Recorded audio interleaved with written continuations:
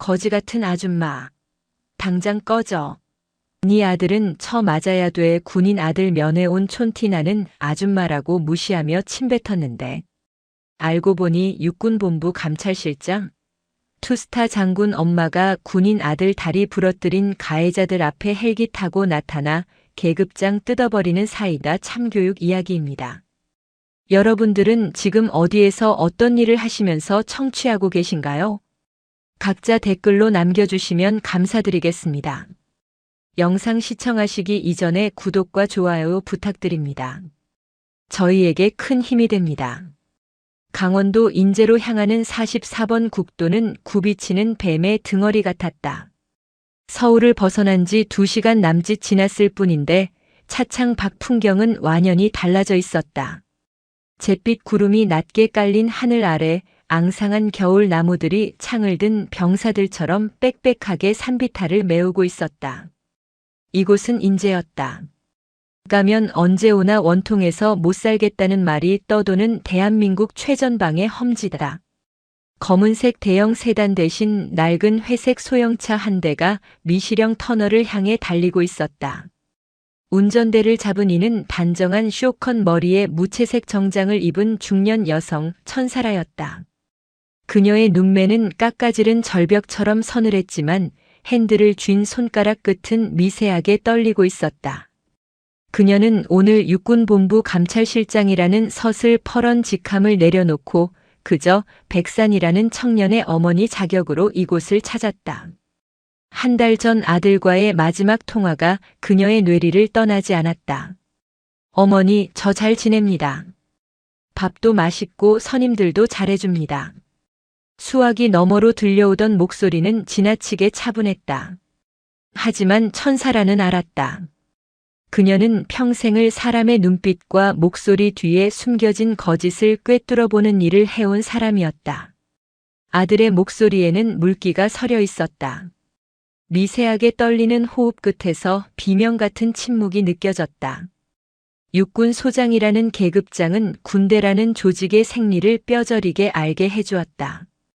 폐쇄된 철책 안에서 일어나는 일은 밖에서 짐작하는 것보다 훨씬 참혹할 수 있다는 사실을 그녀는 누구보다 잘 알고 있었다. 내비게이션이 목적지에 도착했음을 알렸다. 12사단 예하 GOP 지원대대 위병소 앞이었다. 방문 목적이 어떻게 되십니까? 무장한 위병소 초병이 차를 막아섰다. 천사라는 차창을 내리고 미리 준비한 신분증을 내밀었다. 군인 신분증이 아닌 일반 주민등록증이었다. 백산 일병 면회 왔습니다. 어머니입니다. 초병은 귀찮다는 표정으로 위병소 안쪽을 향해 소리를 질렀다. 야, 행정반에 연락해. 백산 면회객 왔다. 존칭은 없었다. 낡은 소형차와 수수한 옷차림의 중년 여성은 그들에게 그저 흔해 빠진 면회객 1인에 불과했다. 천사라는 아무런 내색 없이 위병소 한쪽에 차를 대고 면회실로 향했다. 면회실 건물은 낡은 콘크리트 덩어리였다. 입구에 들어서자 눅눅한 곰팡이 냄새와 싸구려 방향제 냄새가 뒤섞여 코를 찔렀다. 주말이라 그런지 내부는 면회 온 가족들과 병사들로 북적거렸다. 웃음소리가 가득했지만 천사라의 귀에는 그 소리들이 물속에서 듣는 것처럼 웅웅거릴 뿐이었다. 그녀는 구석진 테이블에 자리를 잡고 앉았다. 새벽부터 정성스레 준비한 보온 도시락과 아들이 좋아하던 과일통을 테이블 위에 올려두었다. 시간이 10분, 20분 흘렀다. 다른 병사들은 방송이 나오자마자 튀어나오듯 달려나오는데 백사는 보이지 않았다. 불안감이 가슴 밑바닥에서부터 차올랐다. 30분이 지났을 무렵이었다. 철문이 끼익 소리를 내며 열렸다. 천사라는 자리에서 벌떡 일어났다. 그리고 그 자리에서 굳어버렸다. 저게 내 아들인가? 들어오는 청년은 백산이 맞았다. 하지만 그녀가 기억하는 훤칠하고 맑은 눈의 아들은 그곳에 없었다. 잔뜩 위축된 어깨, 핏기 하나 없이 창백한 얼굴, 그리고 무엇보다 걸음걸이가 이상했다. 왼쪽 다리를 눈에 띄게 절뚝거리고 있었다. 군복 소매 밖으로 드러난 손등에는 긁힌 자국이 선명했다. 사나. 천사라의 목소리가 갈라져 나왔다. 백산이 고개를 들어 어머니를 보았다. 그 순간 아들의 눈동자가 심하게 흔들렸다. 반가움보다는 공포에 가까운 눈빛이었다. 백산은 주위를 두리번거리며 쭈뼛쭈뼛 다가왔다. 어머니 오셨어요. 목소리는 모기 소리만 했다. 천사라는 아들의 손을 덥석 잡았다. 얼음장처럼 차가웠다. 손바닥에는 굳은 살이 아니라 못이 박힌 듯한 상처들이 만져졌다. 다리가 왜 이래? 어디 다친 거야? 아닙니다. 그냥 훈련하다가 조금 삐끗했습니다. 괜찮습니다. 백사는 황급히 어머니의 시선을 피하며 자리에 앉았다. 거짓말이었다. 단순한 염좌가 아니었다. 뼈나 인대에 심각한 손상이 있는 걸음걸이였다. 천사라는 가슴이 미어지는 것을 억지로 참으며 도시락을 열었다. 일단 먹자. 내가 좋아하는 갈비찜 해왔어. 김이 모락모락 나는 갈비찜을 아들 앞에 밀어주었다. 하지만 백사는 젓가락을 들 생각조차 하지 못했다. 그의 시선은 음식 대신 면회실 입구 쪽에 고정되어 있었다. 마치 맹수가 나타나기를 기다리는 초식동물처럼 온몸에 털이 곤두서 있는 듯 했다. 그때였다. 면회실 입구 쪽 자판기 앞에서 킬킬거리는 소리가 들려왔다. 아이고 우리 패급 백산이. 여기서 효자 노릇하고 계시. 비릿한 목소리가 천사라의 등 뒤를 찔렀다. 천사라는 천천히 고개를 돌렸다. 전투복 상의 단추를 풀어 헤치고 삐딱하게 서 있는 두 명의 군인이 보였다. 한 명은 병장 계급장을 달고 있었고 다른 한 명은 상사 계급장을 달고 있었다. 병장은 독고영이었고 상사는 행정보급관 방기훈이었다. 그들의 눈빛에는 타인에 대한 존중이라고는 눈곱만큼도 찾아볼 수 없었다. 독고영이 성큼성큼 다가왔다.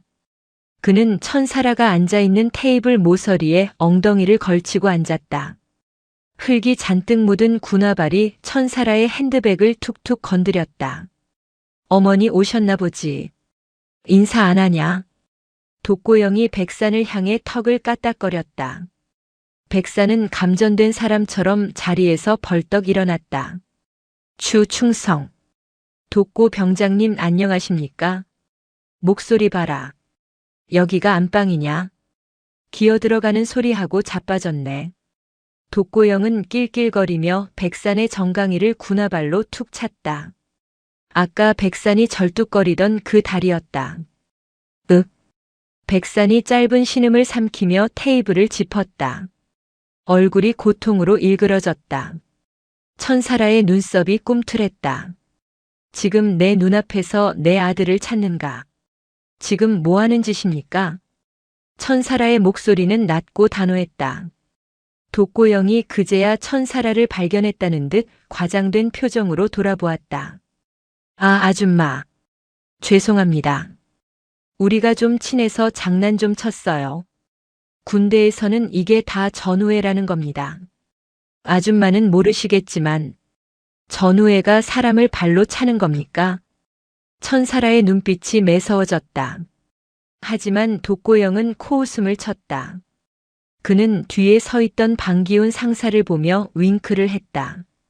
방기훈은 이 상황이 재밌다는 듯 이쑤시개를 씹으며 다가왔다. 어이 아주머니. 여기는 군대입니다.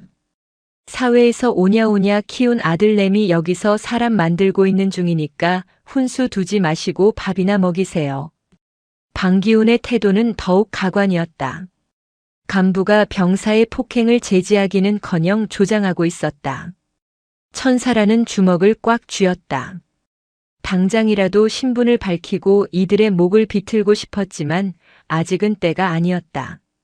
더 확실한 증거가 필요했다. 그리고 아들이 겪고 있는 지옥의 밑바닥을 확인해야 했다.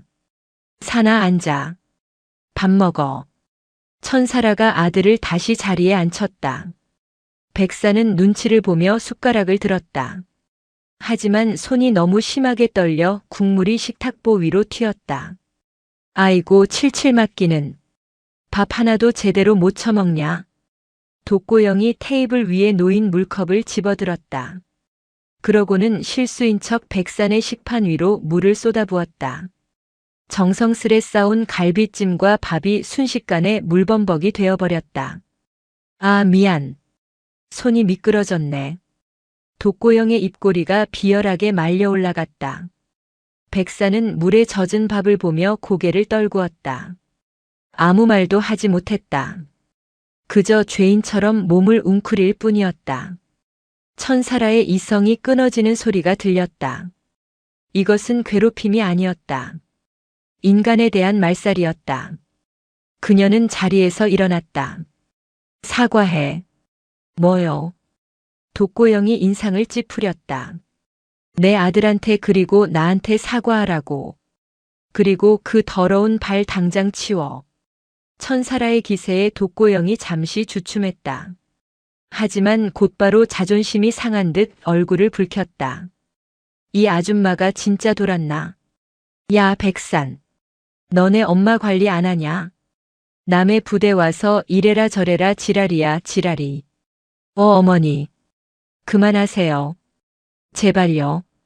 제가 잘못했어요. 백산이 울먹이며 어머니의 옷자락을 잡았다.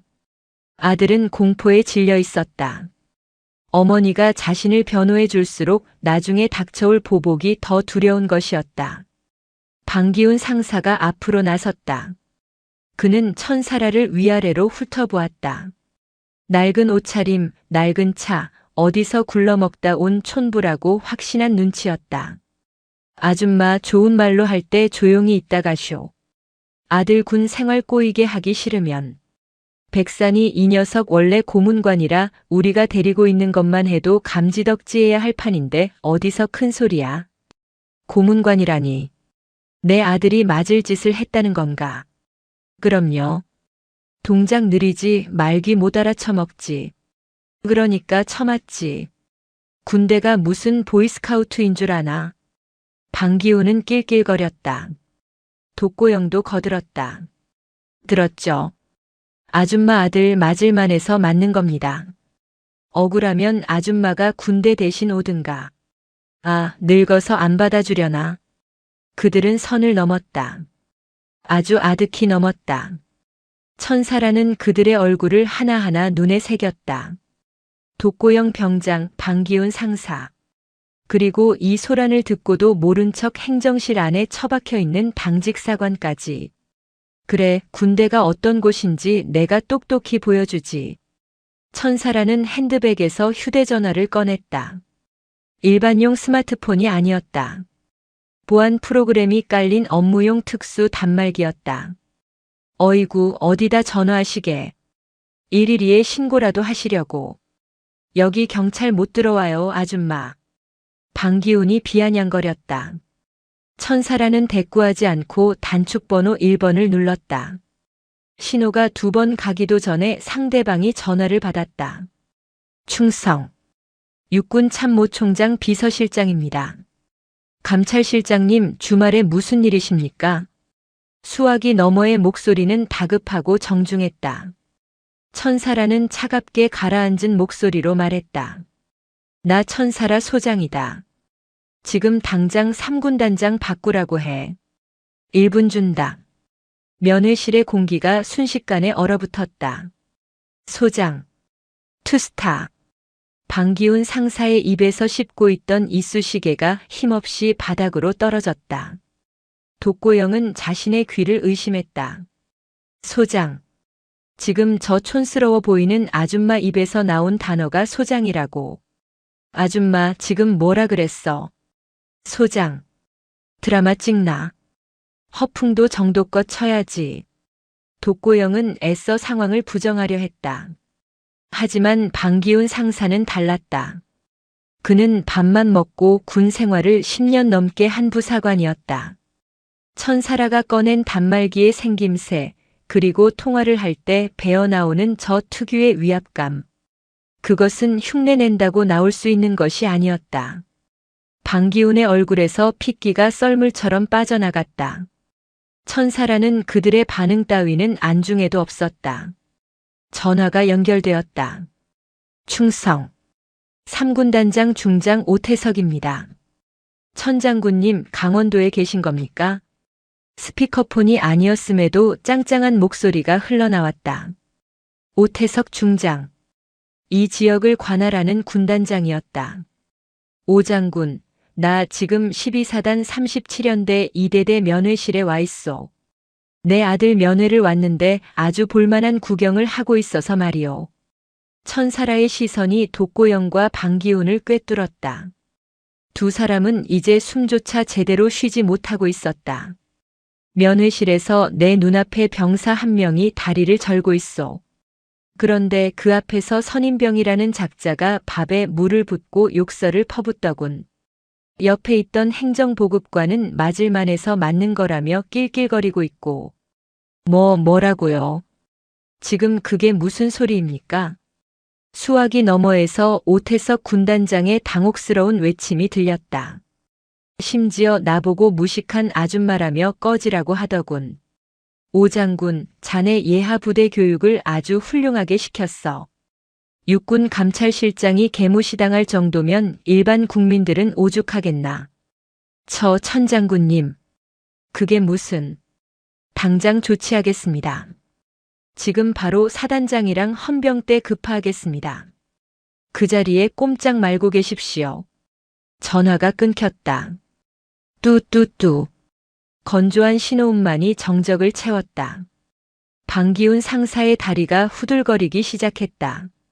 그는 본능적으로 무릎을 꿇었다. 자, 장군님. 저는 몰랐습니다. 죽을 죄를 지었습니다. 한 번만, 제발 한 번만 살려주십시오. 방금 전까지 기세등등하던 모습은 온데간데 없었다. 비굴하기 짝이 없는 모습이었다. 독고영은 아직 상황 파악이 덜 된 듯 멍청한 표정으로 서 있었다. 야, 독고 병장. 너 뭐해? 빨리 무릎 안 꿇어. 이 새끼야, 너 때문에 다 죽게 생겼잖아. 방기훈이 독고영의 바지가랑이를 잡아당겼다. 그제야 독고영도 사태의 심각성을 깨닫고 털썩 주저앉았다. 어머니. 이게 무슨. 백산이 놀란 눈으로 천사라를 바라보았다. 아들도 어머니가 이렇게 높은 분인 줄은 꿈에도 몰랐던 것이다. 그저 군무원으로 일한다고만 알고 있었던 어머니가 별 2개를 단 장군이라니. 일어나라, 백산. 천사라가 명령했다. 너는 죄인이 아니다. 고개 숙이지 마라. 그리고 그녀는 바닥에 엎드린 두 사람을 내려다보았다. 너희들에게 줄 기회는 아까 내가 사과하라고 했을 때가 마지막이었다. 이제부터는 군법이 너희를 심판할 것이다. 그때였다. 멀리서 요란한 사이렌 소리가 들려왔다. 한두 대가 아니었다. 부대 정문 쪽에서 흙먼지를 일으키며 검은색 세단들과 헌병대 차량들이 들이닥치고 있었다. 하늘에서는 두두두두 하는 굉음과 함께 기동헬기 한 대가 연병장 쪽으로 선회하고 있었다. 12사단장, 헌병대장, 감찰참모. 별들이 줄줄이 쏟아져 들어오고 있었다. 면회실 문이 부서질 듯 열리고 전투복을 입은 장군과 대령들이 숨을 헐떡이며 뛰어들어왔다. 그들은 천사라를 보자마자 일제히 발을 구르며 경례를 붙였다. 충성. 12보병 사단장 소장 박진철. 감찰실장님의 방문을 신고합니다. 면회실 안의 모든 공기가 무겁게 내려앉았다. 다른 면회객들도 병사들도 입을 다물지 못했다. 수수한 옷차림의 아줌마가 대한민국 육군을 뒤흔드는 거물이었다는 사실에 경악했다. 천사라는 박진철 사단장의 경례를 받지 않았다. 대신 차갑게 물었다. 박 소장, 자네 부대에는 병사를 개돼지 취급하고 민간인을 협박하는 게 작전 예규에 있나 보지. 박진철 사단장의 등 뒤로 식은땀이 흘러내렸다.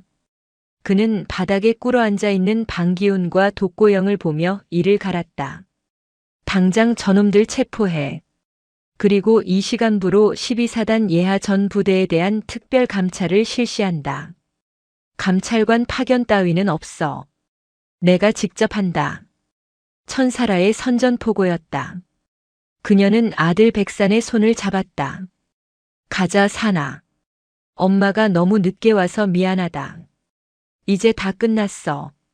천사라의 눈에서 참았던 눈물 한 방울이 투둑 떨어졌다. 그것은 서리빨 같은 장군의 눈물이 아니라 상처 입은 자식을 품은 어미의 뜨거운 눈물이었다. 하지만 그녀가 다시 고개를 들었을 때 그 눈빛은 인제의 칼바람보다 더 매섭게 빛나고 있었다. 전쟁은 이제 시작이었다. 부패한 군대와의 전쟁이. 12사단 헌병대 차량의 호위를 받으며 도착한 곳은 국군 홍천병원 인재분원이었다. 사단 의무대 수준으로는 감당할 수 없다는 천사라의 판단 때문이었다. 응급실 전체가 통제되었다.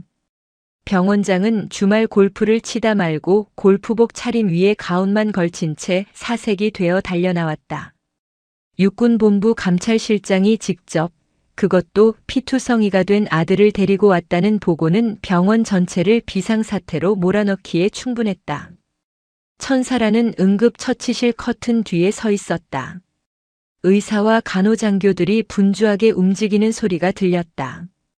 가위로 군복을 잘라내는 소리, 소독약 뚜껑을 여는 소리, 그리고 아들의 억눌린 신음소리가 그녀의 심장을 톱질하듯 긁어댔다. 잠시 후 군의관인 대위가 땀으로 범벅이 된 얼굴로 커튼을 젖히고 나왔다. 그는 천사라의 눈을 똑바로 쳐다보지 못했다. 그의 손에 들린 차트가 파르르 떨리고 있었다. 보고 드립니다. 환자 백산 일병의 상태가. 그대로 말해. 의학적 소견 단 한 글자도 빼지 말고. 천사라의 목소리는 북극의 빙하처럼 차가웠다. 군의관은 마른 침을 삼키고는 떨리는 목소리로 보고를 시작했다. 좌측 늑골 7번과 8번의 미세골절이 확인되었습니다. 단순 타박상이 아니라 지속적인 구타로 인해 뼈가 붙었다가 다시 부러지는 과정이 반복된 것으로 추정됩니다. 그리고 군의관이 말을 잇지 못하고 입술을 깨물었다. 천사라는 말없이 군의관을 비켜 커튼 안으로 들어갔다. 상의가 벗겨진 채 침대에 누워있는 아들이 보였다. 천사라는 입을 틀어막았다. 비명조차 나오지 않았다. 백산의 몸은 사람의 몸이 아니었다. 그것은 악마들이 장난을 친 캔버스였다. 등 전체가 시퍼런 멍으로 뒤덮여 있었다. 갓 생긴 붉은 멍, 시간이 지나 검푸르게 변한 멍, 그리고 희미해져가는 노란 멍들이 지층처럼 겹겹이 쌓여 있었다. 그가 겪은 고통의 시간이 고스란히 몸에 기록되어 있었다. 더 끔찍한 것은 허벅지와 옆구리 쪽이었다. 담뱃불로 지진 화상 자국이 북두칠성 모양으로 선명하게 남아 있었다. 살이 타들어가고 진물이 굳어 딱지가 앉은 그 자국들은 단순한 괴롭힘이 아니라 고문이었다. 어머니. 보지 마세요.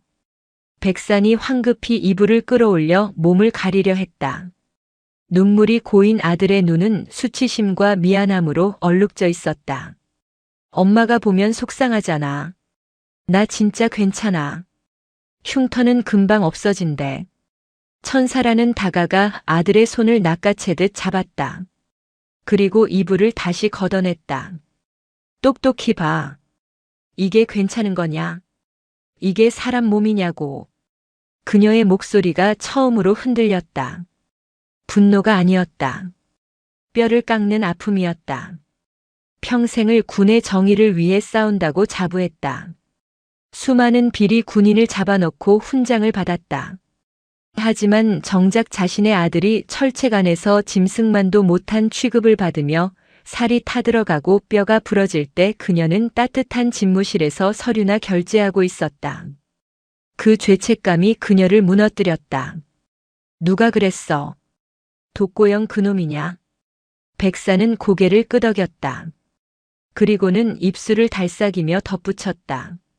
독고 병장만이 아니에요. 밤마다 점호 끝나면 창고로 불려갔어요. 행보관님도 알아요. 제가 다리를 절뚝거리니까 꾀병 부리지 말라면서 정강이를 군화발로 걷어찼어요. 천사라는 아들의 앙상한 정강이를 보았다. 군화끈 자국이 그대로 문신처럼 박혀 있었다. 방기훈 상사. 그 뱀 같은 눈을 가진 자가 아들의 뼈를 짓뭉갠 장본인이었다. 그리고 백산이 망설였다. 더 큰 공포가 그를 짓누르고 있는 듯 했다. 말해. 이제 엄마가 다 들어줄게. 아무도 너 못 건드려. 대대장님도 아셨어요. 천사라의 눈동자가 순간 확장되었다. 12사단 예하 대대장 권세도 중령. 그는 천사라의 기억 속에 희미하게 남아있는 인물이었다. 진급에 목숨을 건 전형적인 정치 군인. 저번에 중대장님이 저를 그린 캠프로 보내주겠다고 하셨어요. 도저히 여기서는 못 버티겠다고 상담했거든요. 그런데 대대장님이 막으셨대요. 사고 부대로 찍히면 자기 진급 막힌다고. 그냥 참고 버티라고. 없는 사람처럼 죽은 듯이 살라고. 천사라의 주먹이 하얗게 질렸다. 손톱이 손바닥을 파고들어 피가 배어나왔다. 이것은 단순한 가혹행위 사건이 아니었다. 지휘관이 자신의 영달을 위해 부하의 고통을 제물로 삼은 조직적인 범죄였다. 권세도 중령은 알고 있었다. 백산이 학대당하고 있다는 것을 알면서도 묵인한 것이다. 아니, 적극적으로 방조한 것이다. 천사라는 천천히 아들의 머리를 쓸어 넘겼다. 알았다. 이제 푹 쉬어. 엄마가 다 해결하고 올게. 그녀는 병실을 나섰다. 복도에는 박진철 12사단장이 안절부절 못하며 서 있었다. 천사라는 그를 지나쳐 곧장 병원 로비로 향했다. 그녀의 뒤를 따르는 감찰실 법무관이 서류 가방을 열었다. 실장님, 어떻게 하시겠습니까? 천사라는 병원 통유리 밖으로 보이는 인재의 잿빛 하늘을 노려보았다. 12사단 헌병대 수사권 박탈해. 이 사건은 육군본부 감찰실에서 직접 수사한다. 그리고 3군단 헌병대와 법무실장 지금 당장 37연대 2대대로 집결시키라고 해. 알겠습니다. 체포영장은 누구 앞으로 청구할까요? 천사라는 차갑게 웃었다. 그 웃음은 보는 사람의 오금을 저리게 할 만큼 잔혹했다. 전원 다. 독고영, 방기훈. 그리고 대대장 권세도까지. 긴급 체포다. 죄목은 특수 가혹행위, 직무유기, 그리고 살인미수다. 살인미수.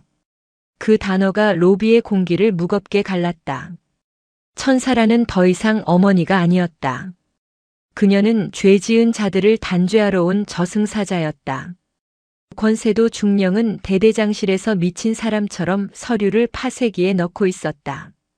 윙윙거리는 기계 소리가 그의 불안한 심장 박동 소리를 감추어주지 못했다. 책상 위에는 잿더리가 엎어져 있었고 담배꽁초 수십 개가 널려 있었다. 조금 전 사단장 박진철 소장에게서 걸려온 전화는 사형 선고나 다름없었다. 야, 이 미친 새끼야. 내 대대 병사가 감찰실장 아들이라고. 너 이제 죽었어. 옷 벗을 준비나 해. 권세도는 믿을 수 없었다. 그 비실비실하고 멍청해 보이던 백산이 면회 때마다 낡은 옷을 입고 오던 그 아줌마가 육군 본부의 실세 중에 실세 천사라 소장이라니. 하늘이 무너지는 것 같았다. 안 돼. 이대로 끝날 수는 없어. 내가 어떻게 여기까지 왔는데. 그는 증거를 없애야 했다. 백산의 상담 일지, 마음의 편지, 중대장이 올렸던 그린 캠프 입소 건의안. 이 모든 것이 자신의 목을 조르는 밧줄이었다. 그는 서류들을 닥치는 대로 찍고 갈았다. 컴퓨터 하드디스크를 포맷하려던 찰나였다. 쾅! 대대장실 문이 부서져라 열렸다. 경첩이 뜯겨나갈 정도의 충격이었다. 권세도는 소스라치게 놀라 마우스를 떨어뜨렸다. 문 앞에는 전투복으로 갈아입은 천사라 소장이 서 있었다. 그녀의 어깨에 달린 2개의 별이 형광등 불빛을 받아 서늘하게 빛나고 있었다. 그녀의 뒤로는 무장한 헌병들이 독고영 병장과 방기훈 상사를 개처럼 끌고 들어오고 있었다. 2 사람은 이미 넋이 나간 상태였다. 독고영은 오줌을 지려 전투복 바지가 축축하게 젖어 있었고 방기훈은 눈물 콧물로 범벅이 된 채 살려달라고 중얼거리고 있었다. 권세도 중령. 천사라가 방 안으로 걸어 들어왔다. 군화 소리가 또각또각 권세도의 심장을 밟는 듯 했다. 충성. 대대장 중령 권세도. 권세도는 반사적으로 경례를 올렸다. 하지만 그의 손끝은 사시나무 떨듯 떨리고 있었다. 천사라는 파쇄기 앞에 흩어진 종이 조각들을 힐끗 보았다. 증거인멸 시도. 아주 훌륭하군. 재판정에서 판사가 아주 좋아하겠어. 죄목 하나 추가해 주려고 노력하는 모습이 가상해. 아닙니다. 이건 정기보안 문서 파기입니다. 오해십니다, 실장님. 권세도는 비굴하게 웃으며 변명했다. 천사라는 대꾸할 가치도 없다는 듯 그를 지나쳐 대대장석 상석에 앉았다. 마치 원래 그 자리가 자신의 자리였던 것처럼 자연스러웠다. 독고영, 방기훈. 꿇어. 천사라의 나직한 명령에 헌병들이 2 사람의 오금을 걷어찼다. 퍽 소리와 함께 2 사람이 바닥에 무릎을 꿇었다. 권세도 역시 엉거주춤하게 서 있다가 천사라의 눈빛을 받고는 슬그머니 그들 옆에 무릎을 꿇었다. 자, 지금부터 퀴즈 시간이다. 누가 먼저 정답을 말하나 보자. 내 아들 백산의 다리를 부러뜨리고 담배로 지진 게 누구지? 독고영이 울부짖으며 소리쳤다. 접니다. 제가 그랬습니다. 하지만 저 혼자 그런 게 아닙니다. 행보관님이 시켰습니다. 저 새끼 군기 빠졌으니까 확실하게 교육하라고. 안 그러면 분대장인 저를 영창 보내겠다고 협박했습니다. 이 개새끼가 어디서 거짓말이야. 방기훈이 펄쩍 뛰었다. 실장님 아닙니다. 저놈이 평소에 사이코패스 기질이 있어서 애들 괴롭히는 걸 즐겼습니다. 저는 말렸습니다. 진짜입니다. 말려. 웃기지 마십시오. 행보관님, 백산이 면회 왔을 때 저 아줌마 쫓아내라고 낄낄거린 게 누굽니까? 그리고 창고에서 백산이 정강이 걷어차면서 맷집 좋다고 웃은 건 기억 안 나십니까? 서로가 서로를 물어뜯기 시작했다. 추악한 진실들이 본물 터지듯 쏟아져 나왔다.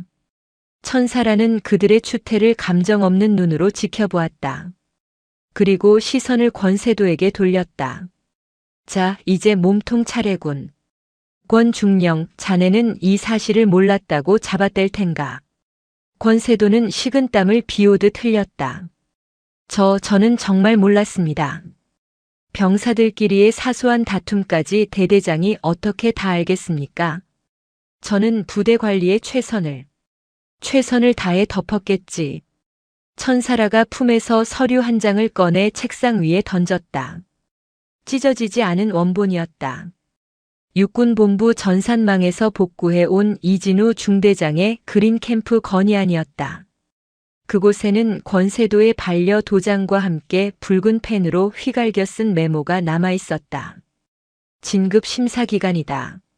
시끄럽게 만들지 마라. 조용히 묻어. 권세도의 눈동자가 지진이 난 듯 흔들렸다. 자신의 필체였다. 이것도 몰랐다고 할 텐가. 자네의 그 더러운 별 하나 달아보겠다고 내 아들을, 아니 대한민국 청년을 지옥 구덩이에 쳐넣고 시멘트를 부어버렸어. 그게 지휘관이 할 짓인가. 천사라가 자리에서 일어났다. 그녀는 권세도의 멱살을 잡고 일으켜 세웠다. 내 놈은 군인이 아니다. 내 놈은 제복을 입은 양아치일 뿐이야.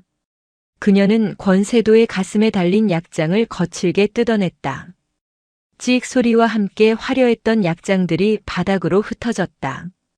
권세도는 비명을 지르며 주저앉았다. 자신의 군 생활 25년이 바닥에 나뒹굴고 있었다. 헌병대장. 예, 실장님. 이놈들 전부 끌고 가. 그리고 당장 대대 전 병력 연병장에 집합시켜.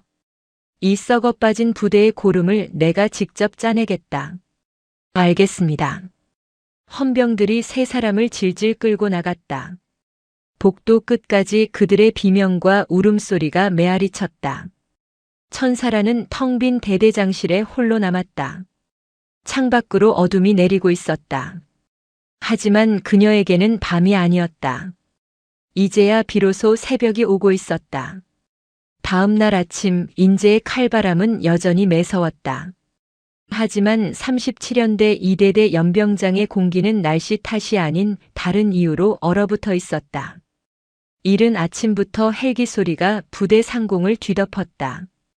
육군본부 감찰실 소속 블랙호크 헬기 3대가 연병장에 착륙했다. 검은 선글라스와 검은 정장을 입은 감찰관 수십 명이 쏟아져 나왔다.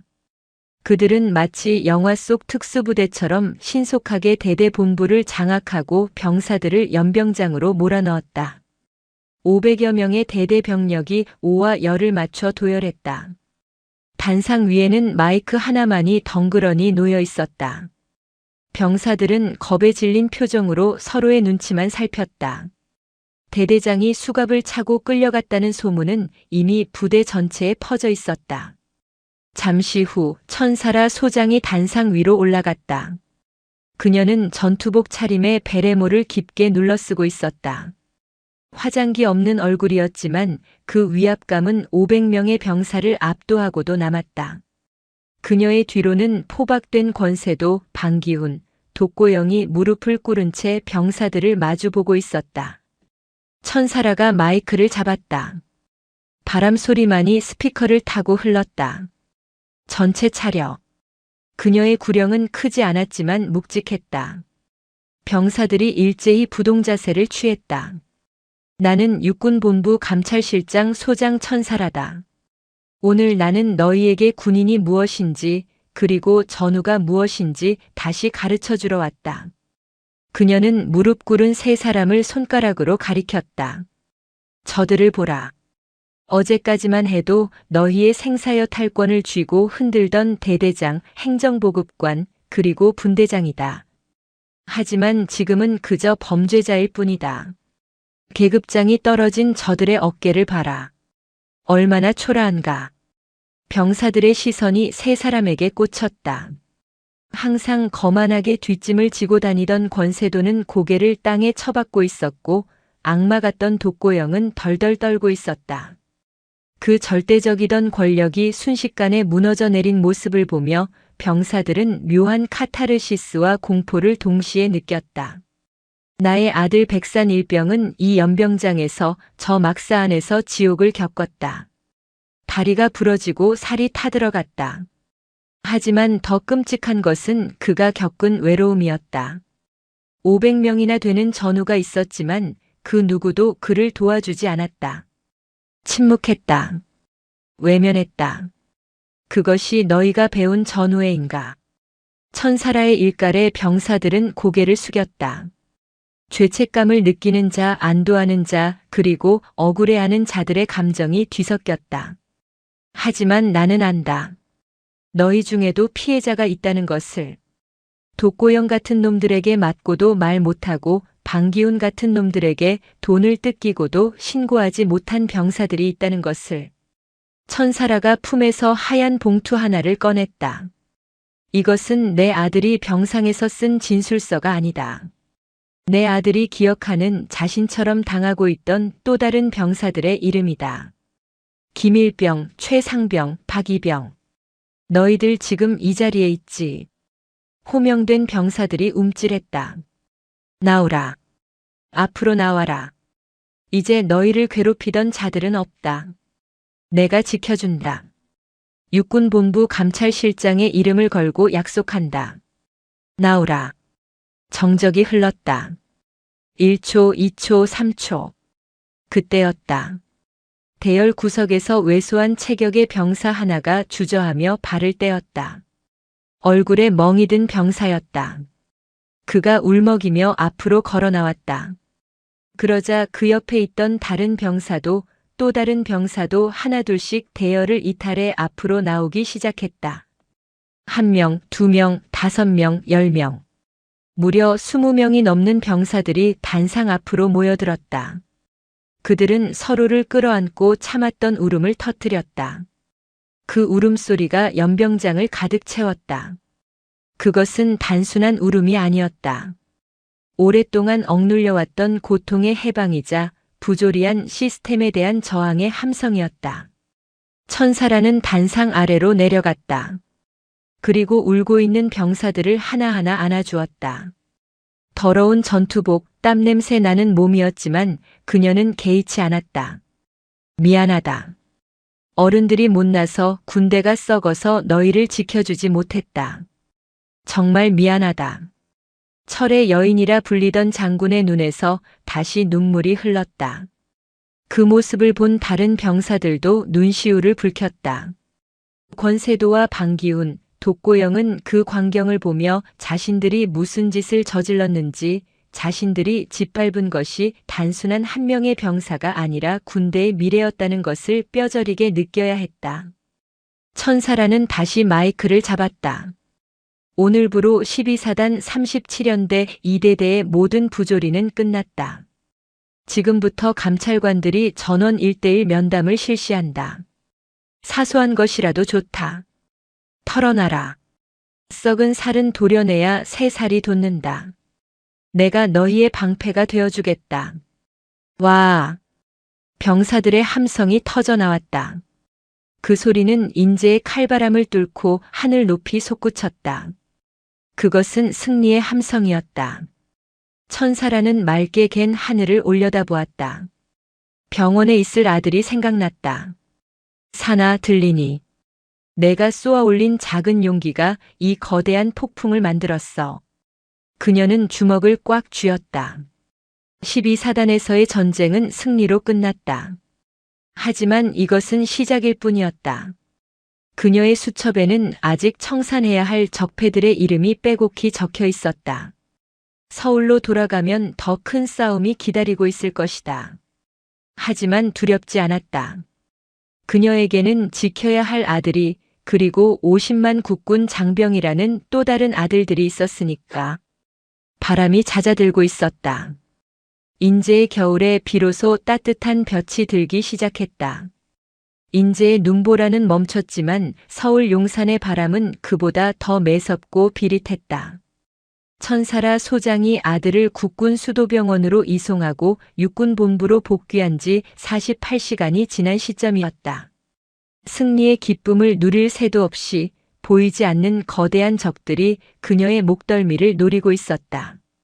아침 조간신문들의 헤드라인은 온통 천사라를 향한 맹비난으로 도배되어 있었다. 육군 감찰실장 아들 문제로 야전부대 지휘권 유린 논란 사적 복수를 위한 헬기 동원, 삼성 장군 승진 앞둔 무력 시위인가 12사단장 절차 무시한 감찰의 강력 반발. 군 지휘체계 붕괴 우려. 권세도 중령과 방기훈 상사가 구속되었지만 그들의 배후에 있던 더 큰 세력이 움직이기 시작한 것이다. 그 중심에는 국방위원회 소속 여당 국회의원 강도훈이 있었다. 권세도 중령은 강도훈 의원의 육군사관학교 후배이자 그의 지역구 관리를 돕던 정치 군인 라인의 핵심이었다. 강도훈은 자신의 수족이 잘려나가는 것을 보고만 있지 않았다. 육군본부 감찰실장실. 천사라는 창밖으로 보이는 남산을 바라보며 씁쓸한 커피를 삼켰다. 그녀의 책상 위에는 국방부 장관의 호출 명령서가 놓여 있었다. 징계위원회가 열릴 것이라는 소문이 파다했다. 똑똑. 비서실장이 조심스럽게 문을 열고 들어왔다. 실장님, 강도훈 의원실에서 보좌관이 찾아왔습니다. 비공식 면담을 요청합니다. 들여보내. 잠시 후 기름진 머리를 넘긴 30대의 보좌관이 거만한 태도로 들어왔다. 그는 자리에 앉으라는 권유도 없이 서류 봉투 하나를 천사라의 책상 위에 던지듯 올려놓았다. 강도훈 의원님 전원입니다. 이번 일 여기서 덮으시죠. 천사라는 봉투를 뜯어보지 않았다. 대신 차가운 눈으로 보좌관을 올려다보았다. 덮으라니. 범죄자가 자백했고 증거가 차고 넘치는데 뭘 덮으라는 거지. 소장님 정치를 너무 모르시네요. 권세도 중령이 옷 벗는 건 기정사실입니다. 하지만 그 선에서 끝내세요. 사단장까지 건드리고 12사단 전체를 들쑤시는 건 윗분들이 아주 불쾌해하십니다. 보좌관은 비릿한 미소를 지으며 말을 이었다. 그리고 아드님 백산일병 말입니다. 국군 수도병원 특실 아주 편안하시더군요. 근데 언론이 알면 어떨까요? 엄마 찬스로 황제 입원 중이라고 기사가 나가면 아드님이 견딜 수 있을까요? 이번엔 육체적 고통이 아니라 전 국민의 손가락질을 받을 텐데요. 이것은 협박이었다. 아들을 인질로 삼은 비열한 거래 제안이었다. 천사라의 눈빛이 흔들리는 것을 보좌관은 놓치지 않았다. 좋은 게 좋은 거 아닙니까? 소장님도 내년에 중장 진급하셔야죠. 여기서 멈추시면 강 의원님이 국방위에서 적극 밀어주신답니다. 이 봉투 안에 합의안이 들어있습니다. 권 중령은 개인 일탈로 처리하고 사단장은 경징계, 그리고 소장님은 과잉 감찰에 대해 유감 표명 정도 하시는 걸로. 천사라는 천천히 자리에서 일어났다. 그리고 책상 위에 놓인 봉투를 집어들었다. 보좌관의 얼굴에 승리의 미소가 번지는 순간이었다. 찍. 천사라는 봉투를 뜯지 않은 채 그대로 반으로 찢어버렸다. 종이 찢어지는 소리가 적막한 사무실을 갈랐다. 보좌관의 눈이 휘둥그레졌다. 지금 뭐 하시는 겁니까? 가서 전해. 내 아들은 이미 지옥을 보고 왔다. 손가락질. 마음대로 하라고 해. 내 아들은 내가 지킨다. 그리고 강도훈 그자에게도 전해라. 내가 권세도의 목을 쳤을 때는 그 뒤에 숨은 썩은 동아줄까지 다 끊어버릴 각오였다고. 천사라는 찢어진 봉투 조각을 보좌관의 가슴팍에 던졌다. 내 집무실에서 당장 나가. 헌병 불러서 끌어내기 전에. 보좌관은 얼굴이 불그락푸르락해져서 씩씩거리며 나갔다. 문이 닫히자 천사라는 책상을 짚고 깊은 숨을 몰아쉬었다. 손이 떨려왔다. 두려워서가 아니었다. 아들을 또다시 진흙탕 싸움에 끌어들여야 한다는 미안함 때문이었다. 그때 그녀의 개인 휴대전화가 울렸다. 병원에 있는 백산이었다. 어머니. 사나 뉴스 보지 마라. 인터넷도 하지 말고. 어머니 저 다 봤어요. 아들의 목소리는 의외로 담담했다. 저 사람들이 엄마 공격하는 거, 엄마가 나 때문에 곤란해지신 거 다 봤어요. 아니야. 넌 신경 쓸 거 없어. 엄마가 알아서. 엄마. 백산이 말을 끊었다. 수화기 너머로 들려오는 아들의 목소리에는 인제 면회실에서 느꼈던 공포나 위축감은 없었다. 대신 단단한 쇠붙이 같은 결기가 느껴졌다. 저 숨지 않을래요. 엄마가 저 구해줬잖아요. 저도 엄마 지킬래요. 제가 증언할게요. 제가 겪은 일 그리고 제 동기들이 겪은 일 제가 직접 말할게요. 천사라의 가슴 한구석이 뭉클해졌다. 나약하게만 보였던 아들이 어느새 전사가 되어 있었다. 그래. 같이 싸우자. 우린 틀리지 않았으니까.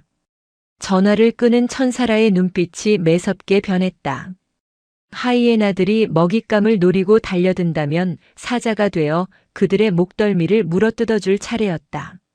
내일 열릴 국방부 징계위원회. 그곳이 바로 최후의 결전장이 될 터였다. 국방부 대회의실의 공기는 무거웠다. 거대한 타원형 테이블을 중심으로 육군 참모총장, 국방부 차관, 그리고 강도훈 의원이 포함된 외부 자문위원들이 앉아 있었다. 그들의 시선 끝에는 정복을 입고 꼿꼿하게 선 천사라 소장이 있었다.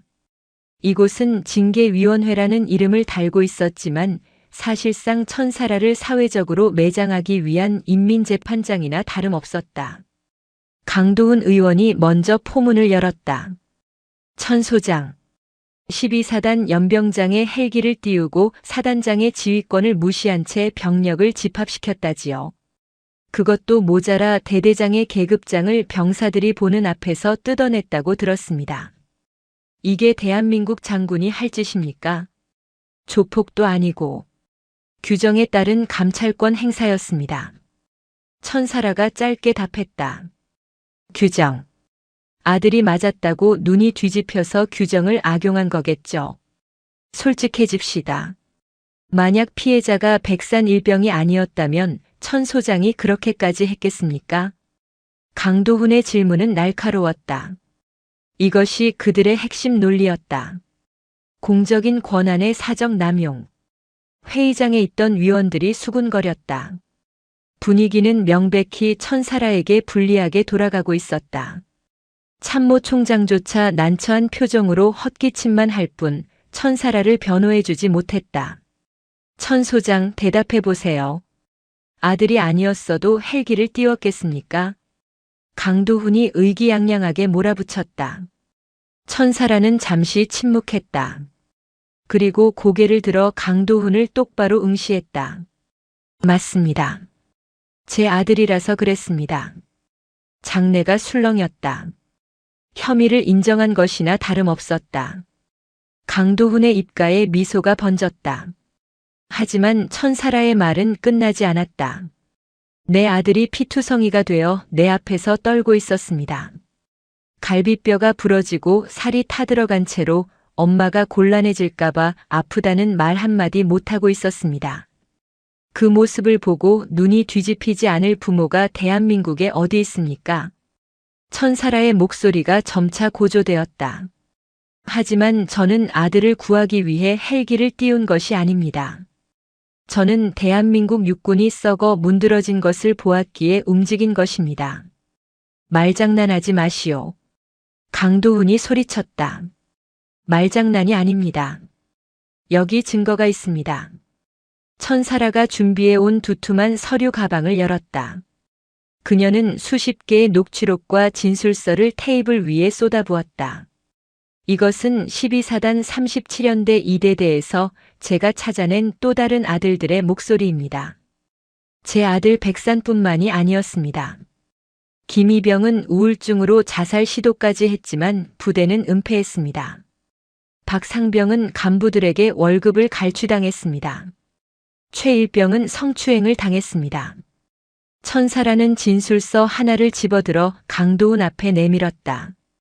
이 병사의 아버지는 시장에서 채소를 팝니다. 백도 없고 힘도 없습니다. 그래서 이 병사는 맞아도 돈을 뺏겨도 어디 하소연할 곳이 없었습니다. 제가 헬기를 띄우지 않았다면, 권세도 중령을 끌어내리지 않았다면 이 아이들은 지금도 지옥 속에 있었을 겁니다. 회의장의 공기가 바뀌기 시작했다. 단순한 사적 복수가 아니었다. 그것은 거대한 구조적 악에 대한 심판이었다. 그리고 여기 결정적인 증거가 하나 더 있습니다. 천사라가 스크린을 가리켰다. 화면에 띄워진 것은 권세도 중령의 비밀 장부 사본이었다. 감찰실 요원들이 권세도의 관사를 압수수색하여 찾아낸 것이었다. 권세도 중령은 병영식당 운영비와 공사비를 횡령하여 비자금을 조성했습니다. 그리고 그 돈은 특정 정치인의 후원금 계좌로 흘러들어갔습니다. 강도훈의 얼굴이 흑빛으로 변했다. 그 특정 정치인이 누구냐? 바로 여기 앉아 계신 강도훈 의원님이십니다. 이 여자가 미쳤나? 어디서 허위 사실을 유포해? 강도훈이 자리를 박차고 일어났다. 허위 사실인지 아닌지는 검찰이 판단할 겁니다. 이미 군 검찰과 민간 검찰에 고발장을 접수했습니다. 권세도 중령이 자신의 형량을 줄이기 위해 모든 것을 불더군요. 의원님이 뒤를 봐주는 대가로 상납을 요구했다고. 천사라의 일격이었다. 이것을 위해 그녀는 지난 48시간 동안 잠 한숨 자지 않고 권세도를 신문하고 증거를 모았다. 천 소장, 그게 사실인가? 국방부 차관이 심각한 표정으로 물었다.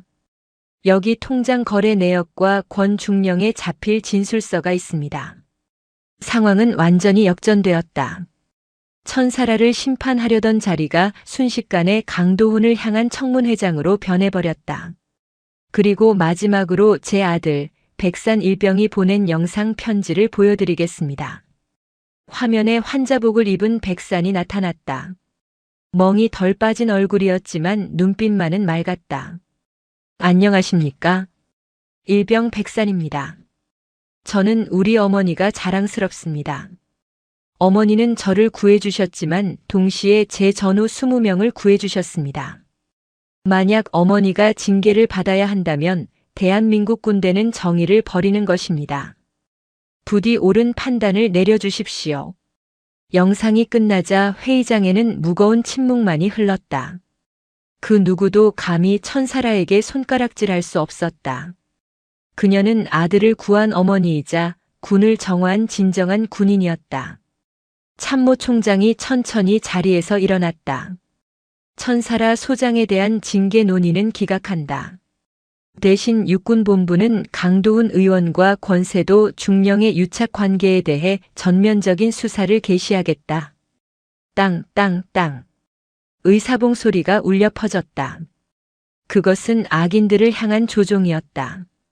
강도훈은 힘없이 자리에 주저앉았고 천사라는 비로소 굳게 담은 입술을 풀고 긴 숨을 내쉬었다. 진실이 승리한 순간이었다. 그날의 회의는 대한민국군 전체를 뒤흔든 태풍의 눈이 되었다. 천사라 소장이 공개한 비리 장부와 녹취록은 뉴스 속보를 타고 전 국민에게 알려졌다. 여론은 들끓었다. 아들의 학대를 막아낸 어머니 장군에 대한 찬사가 쏟아졌고 군납 비리와 인사청탁에 연루된 강도훈 의원에 대한 구속수사 촉구 시위가 국회 앞에서 벌어졌다. 수사는 일사천리로 진행되었다. 12사단장 박진철 소장은 지휘 책임과 직무유기 혐의로 보직 해임되어 옷을 벗었다. 그는 끝까지 억울하다며 항변했지만 부하들이 저지른 조직적 범죄를 몰랐다는 무능함 자체가 죄였다. 권세도 중령은 군사법원에서 징역 7년을 선고받았다. 가혹행위 교사, 횡령, 뇌물공여 등 혐의만 10여 가지에 달했다. 그는 법정을 나서며 천사라를 향해 도끼 어린 눈빛을 보냈지만 이미 이빨 빠진 호랑이에 불과했다. 방기훈 상사와 독고영 병장은 각각 징역 5년과 3년을 선고받고 육군 교도소로 이송되었다. 특히 독고영은 재판 과정에서 다른 피해 병사들의 증언이 쏟아져 나오면서 눈물로 선처를 호소했지만 재판부는 인간의 존엄을 짓밟은 죄는 용서받을 수 없다며 엄벌을 내렸다. 가장 큰 거물 강도훈 의원은 의원직 상실형을 선고받고 구치소에 수감되었다. 그의 몰락은 정치권에도 큰 파장을 일으켜 국방비리 척결을 위한 특별수사단이 출범하는 계기가 되었다. 한 달 후 국군 수도병원. 천사라는 사복 차림으로 병원 벤치에 앉아 있었다. 따뜻한 봄 햇살이 그녀의 어깨 위로 내려앉았다. 이제 더 이상 칼바람은 없었다. 어머니. 재활 치료를 마치고 나온 백산이 다가왔다. 다리는 아직 약간 불편해 보였지만 걷는 데는 지장이 없었다. 얼굴의 멍 자국도 모두 사라지고 건강한 혈색이 돌아와 있었다. 치료는 잘 받았니? 의사 선생님이 뭘 하셔? 이제 뼈는 다 붙었대요. 근육만 좀 더 키우면 예전처럼 뛸 수도 있대요. 백산이 싱긋 웃으며 어머니의 옆자리에 앉았다. 고생했다, 우리 아들. 천사라가 아들의 손을 잡았다. 그 손은 이제 따뜻했다. 인제 면회실에서 느꼈던 그 차가움은 온데간데 없었다. 어머니, 저 결심한 게 있어요. 뭔데? 저 전역하면 로스쿨 갈 거예요. 군 법무관이 되고 싶어요. 천사라가 놀란 눈으로 아들을 바라보았다. 군대가 지긋지긋하지도 않니? 지긋지긋하죠. 쳐다보기도 싫을 만큼요. 그런데 제가 병실에 누워서 생각해 보니까 저처럼 힘없고 빽없는 병사들은 누가 지켜주나 싶더라고요. 어머니는 장군이니까 저를 구해주셨지만 다른 병사들에게는 그런 엄마가 없잖아요. 백산의 눈이 빛났다. 제가 그들의 힘이 되어주고 싶어요. 법으로, 규정으로 억울한 병사들을 지켜주는 진짜 군인이 되고 싶어요. 어머니처럼요. 천사라는 말 없이 아들을 끌어안았다. 가슴이 벅차올랐다. 지옥에서 돌아온 아들은 더 단단해져 있었다. 상처가 아물어 흉터가 되었지만 그 흉터는 부끄러움이 아니라 성장의 증거가 되었다. 그래. 넌 훌륭한 법무관이 될 거야. 엄마보다 훨씬 더 훌륭한. 두 사람의 머리 위로 벚꽃잎이 하나둘 떨어지기 시작했다. 유난히 춥고 길었던 겨울이 가고 비로소 진정한 봄이 찾아오고 있었다. 군대라는 거대한 회색 벽 안에도 그리고 그들의 마음속에도 멀리서 뉴스 소리가 들려왔다. 육군본부는 천사라 소장을 중장으로 진급시키고 육군 최초의 여성 군단장으로 임명한다고 발표했습니다. 이는 군내 부조리 척결에 앞장선 공로를 인정한 파격적인 인사로 천사라는 미소 지었다. 계급장 따위는 중요하지 않았다. 그녀에게 가장 영광스러운 호칭은 장군이 아니라 백산을 지켜낸 어머니였으니까. 이제 남은 것은 마지막 정리였다. 그녀는 자리에서 일어났다. 새로운 임지로 떠나기 전 인제 12사단을 다시 한번 방문할 생각이었다. 그곳에서 새로운 희망의 씨앗을 뿌리고 이 긴 이야기를 마무리 지어야 했다. 강원도의 산맥들이 초록빛으로 옷을 갈아입고 있었다. 인제의 겨울은 혹독하고 길었지만 그만큼 봄은 눈부시게 찬란했다. 미시령 터널을 넘어 불어오는 바람에는 더 이상 살을 애는 냉기가 아닌 흙내음과 꽃향기가 실려 있었다. 육군 제3군단 사령부 연병장. 구름 한 점 없는 파란 하늘 아래 수천 명의 장병이 도열해 있었다. 군악대의 웅장한 연주가 울려 퍼지고 단상 위에는 대한민국 육군 역사상 처음으로 여성 군단장이 취임하는 순간을 보기 위해 모인 내외빈들로 가득했다. 부대 차려. 지휘관의 우렁찬 구령과 함께 장병들이 일제히 거수 경례를 올렸다. 단상 중앙에 선 천사라 중장은 엄숙한 표정으로 그들의 경례를 받았다. 그녀의 어깨에는 이제 2개가 아닌 3개의 은색별이 빛나고 있었다. 중장 계급장. 그것은 단순한 승진이 아니었다. 썩어 빠진 군대를 도려내고 지켜낸 정의의 무게이자 다시는 아들 같은 피해자를 만들지 않겠다는 피 맺힌 맹세의 징표였다. 천사라는 마이크 앞에 섰다. 준비된 원고가 있었지만 그녀는 그것을 덮었다. 대신 병사들의 눈을 하나하나 맞추며 입을 열었다. 사랑하는 장병 여러분. 나는 오늘 지휘관으로서 여러분 앞에 섰지만 동시에 한 청년의 어머니로서 이 자리에 섰습니다. 연병장의 정적이 흘렀다. 스피커를 타고 흐르는 그녀의 목소리는 떨림없이 단단했다. 지난 겨울 우리는 이곳 인제에서 끔찍한 아픔을 겪었습니다. 전우가 전우를 해치고 지휘관이 부하를 외면했던 그 부끄러운 역사를 우리는 기억합니다. 누군가는 그것을 군대에 치부라고 감추려 했습니다. 하지만 나는 그것을 드러냈습니다. 아파야 고칠 수 있고 피를 흘려야 새 살이 돋기 때문입니다. 천사라는 잠시 숨을 고르며 먼 산을 바라보았다. 그곳 어딘가에 아들이 피눈물을 흘렸던 12사단이 있었다. 나는 여러분에게 약속합니다. 내 지휘 아래 있는 동안 그 누구도 억울하게 울게 하지 않겠습니다. 여러분의 부모님이 믿고 맡길 수 있는 군대, 여러분 자신이 자랑스러워할 수 있는 군대를 만들겠습니다. 내가 여러분의 가장 든든한 방패가 되겠습니다. 와! 함성이 터져 나왔다. 그것은 의례적인 박수가 아니었다. 병사들의 가슴 깊은 곳에서 우러나오는 존경과 신뢰의 함성이었다.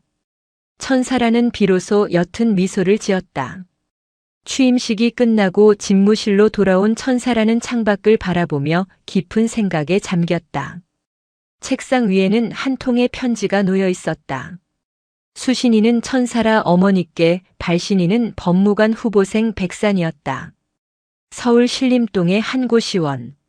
좁은 책상 앞에 앉은 백산은 두꺼운 법전과 씨름하고 있었다. 창문으로 들어오는 햇살이 그의 책상 위를 비췄다.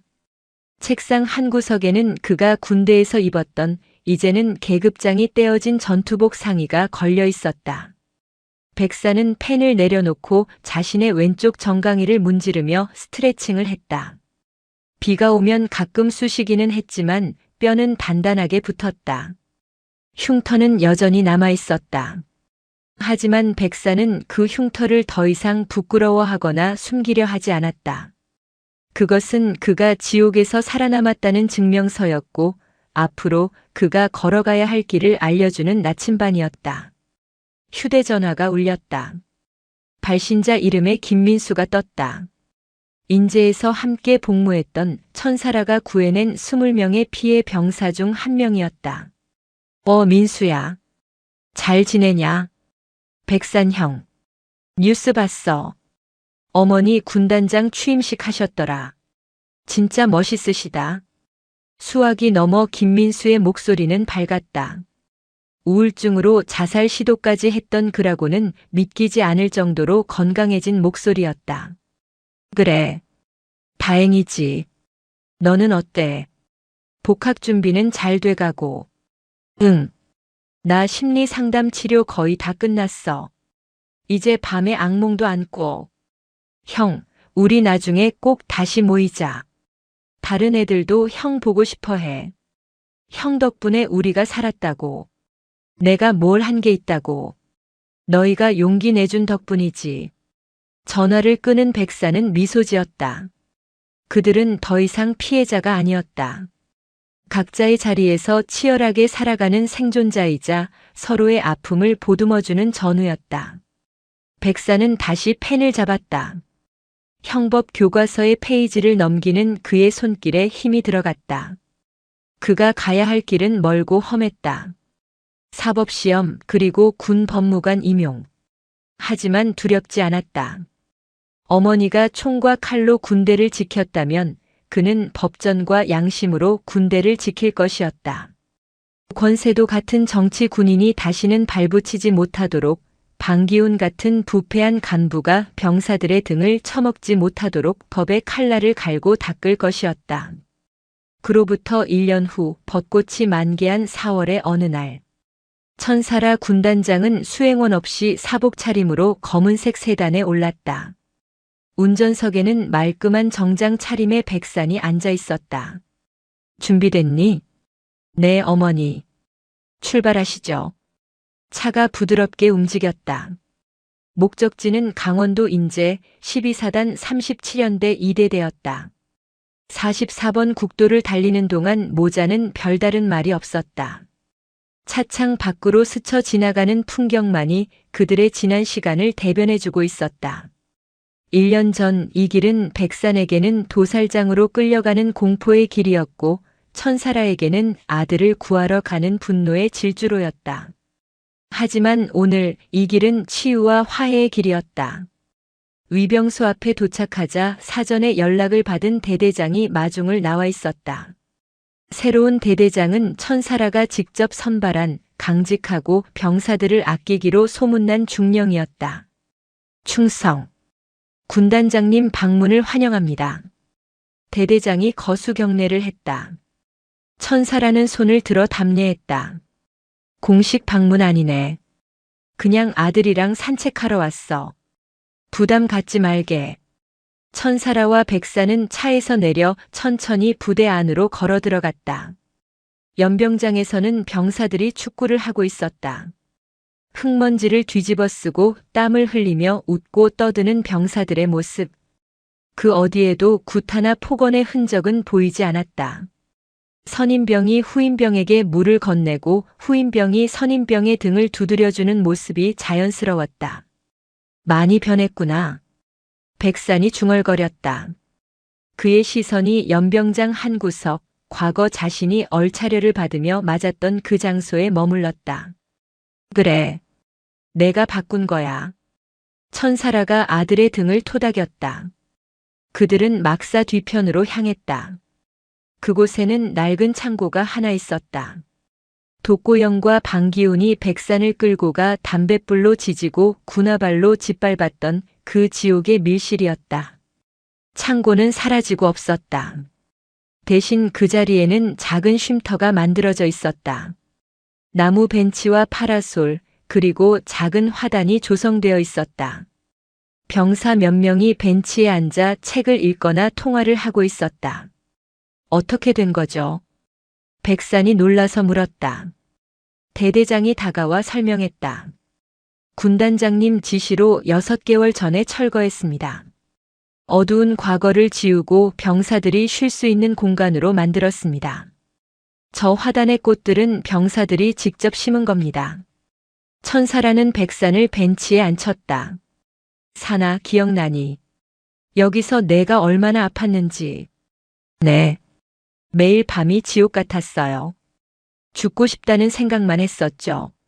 엄마는 그 창고를 부수면서 다짐했어.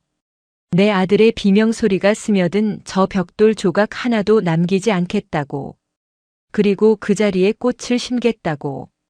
천사라가 화단에 핀 노란 민들레를 가리켰다. 저 꽃말이 뭔지 아니? 감사하는 마음이야. 내가 살아있어줘서 엄마 아들로 버텨줘서 고맙다는 뜻이야. 백산의 눈시울이 붉어졌다. 그는 자리에서 일어나 화단 앞으로 다가갔다. 그리고 무릎을 꿇고 꽃을 어루만졌다. 차가운 시멘트 바닥에서 피와 눈물을 흘렸던 그 자리에 이제는 생명이 피어 있었다.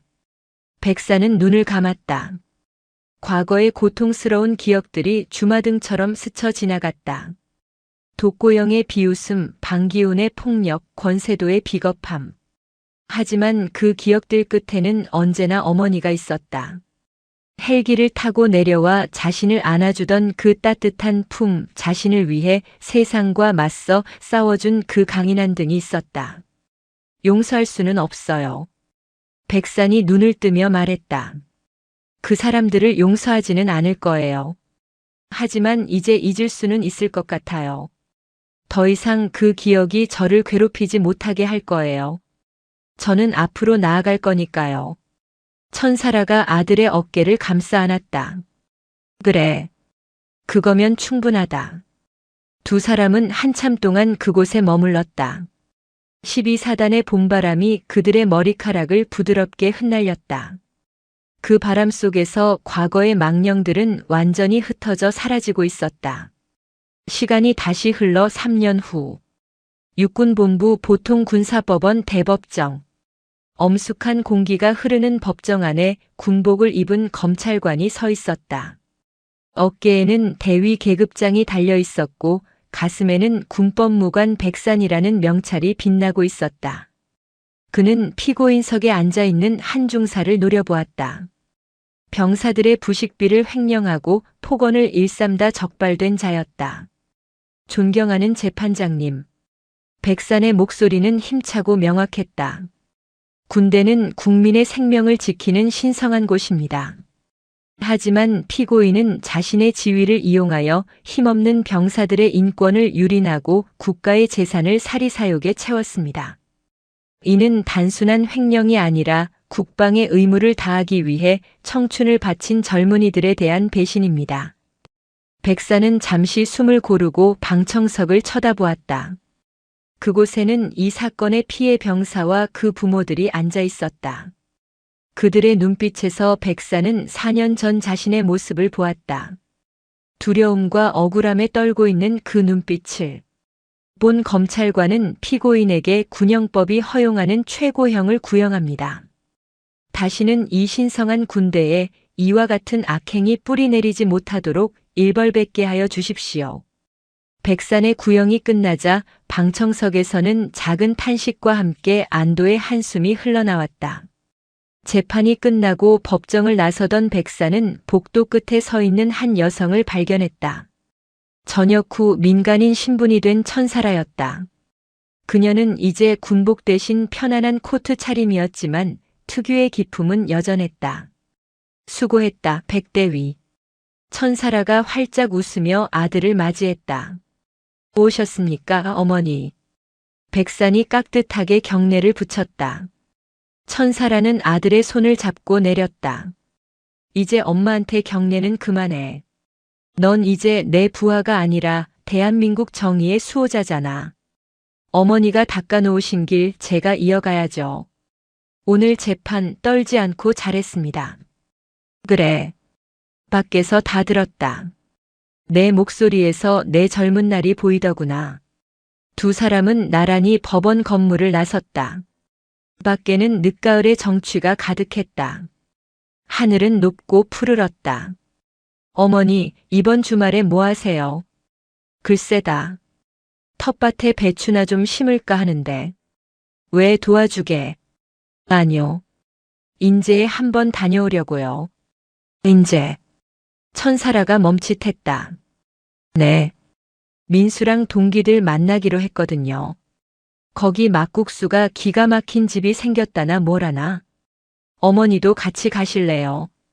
천사라는 잠시 생각하더니 고개를 저으며 웃었다. 아니야. 너희끼리 다녀오렴. 이제 그곳은 너희의 추억이 있는 곳이지 늙은이가 낄 자리는 아니야. 가서 친구들이랑 실컷 웃고 떠들다 오렴. 백사는 어머니의 뜻을 알아차리고 고개를 끄덕였다. 알겠습니다. 올 때 황태구이 맛있는 거 사올게요. 그래, 조심해서 다녀오고. 백산이 차에 올라타 멀어지는 것을 보며 천사라는 하늘을 올려다보았다. 구름 사이로 햇살이 쏟아져 내리고 있었다. 그녀의 군 생활 40년. 수많은 별을 달았고 수많은 적과 싸웠다. 하지만 그녀가 얻은 가장 빛나는 훈장은 훈장증이나 계급장이 아니었다. 바로 지금 저렇게 당당하게 자신의 길을 걸어가는 아들의 뒷모습이었다. 인재의 서리는 녹았다. 칼날 같던 바람도 멈췄다. 이제 그곳에는 그리고 그들의 삶에는 따뜻한 햇살만이 가득할 것이었다. 천사라는 가벼운 발걸음으로 집을 향해 걸어갔다. 그녀의 그림자가 길게 하지만 올곧게 뻗어나가고 있었다. 이것은 한 어머니의 위대한 승리이자 한 가족이 지켜낸 사랑의 대서사시였다. 영상이 유익하셨다면 구독과 좋아요, 댓글까지 부탁드리겠습니다.